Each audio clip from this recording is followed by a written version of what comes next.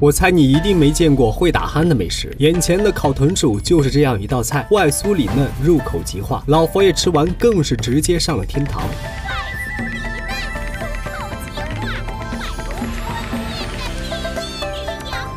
自从小福贵当上御厨后，又会全国各地的厨师比赛，只为了获得18把金厨具。而这次的对手是来自内蒙古的烧烤王巴图，挑战项目为民间名菜福建烤豚鼠。小福贵拿起豚鼠，可能是我眼花了，这豚鼠怎么猪里猪气的？小福贵先给豚鼠做运动，紧接着又将豚鼠抛向高空，以民间菜谱中的错骨手给豚鼠去骨。一番操作过后，小福贵一拍一按一推，豚鼠骨就被成功取出。与此同时，巴图也完成了去骨，他们俩的速度不相上下，看来这次是一场势均力敌的比赛。随后两人争分夺秒，开始进行调味，他们的做法各不相同。烧烤王巴图偏向卤制，小福贵则偏向腌制。巴图抬起大缸，在手上旋转跳跃，我闭着眼。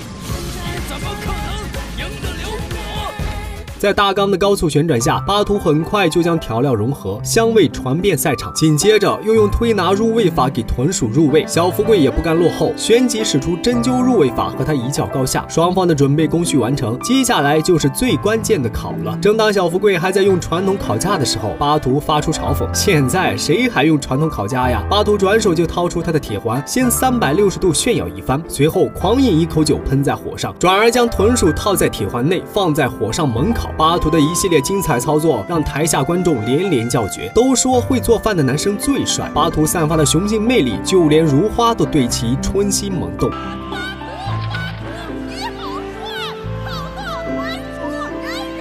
此时的小福贵还在思考对策，可突然一张巴图的海报落在烤架上，瞬间卷了起来。小福贵也不愧是卷王，看一张海报就能悟出堪称绝世的烧烤大法。茅塞顿开的小福贵先是用太极螺旋刀法将豚鼠切成卷，然后再将切好的豚鼠放在烤架上，边刷调料边烤。众人看不懂小福贵的操作，纷纷发来嘲讽。就在这时，巴图的烤制到了最后的收尾环节，他决定使出大招。巴图先是将烤得通红的豚鼠抛向空中，铁环快速放入水中降温，然后收起来，紧接着掏出几根丝线缠绕在还处于空中的豚鼠身上。巴图像控制傀儡一样控制豚鼠在火上跳舞。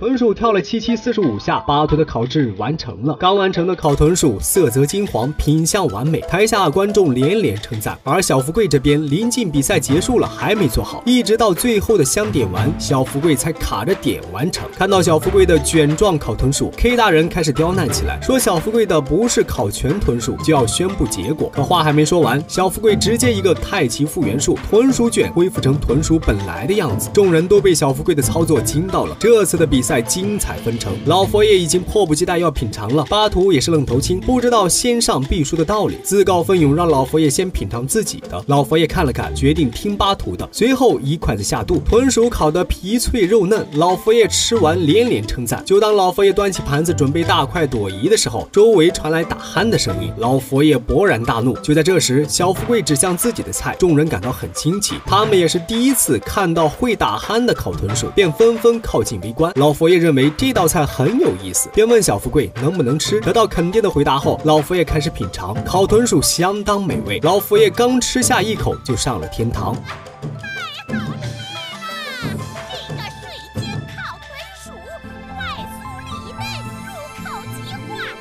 随后，老佛爷更是一口将剩下的全部吃完，看得台下众人直流口水。小福贵不出意外的赢了，可众人还是好奇烤豚鼠为什么会打呼噜。小福贵解释说，是运用气压的原理，他先将空气灌入豚鼠，然后用蜂蜜封住豚鼠的鼻子和嘴，等遇到强光，蜂蜜融化，气体从鼻孔排出，豚鼠自然就会打呼噜了。听完后的巴图发疯一般离开了赛场。小福贵虽然赢了，可 K 大人绝对不会善罢甘休，小福贵也将面临更加凶险的挑战。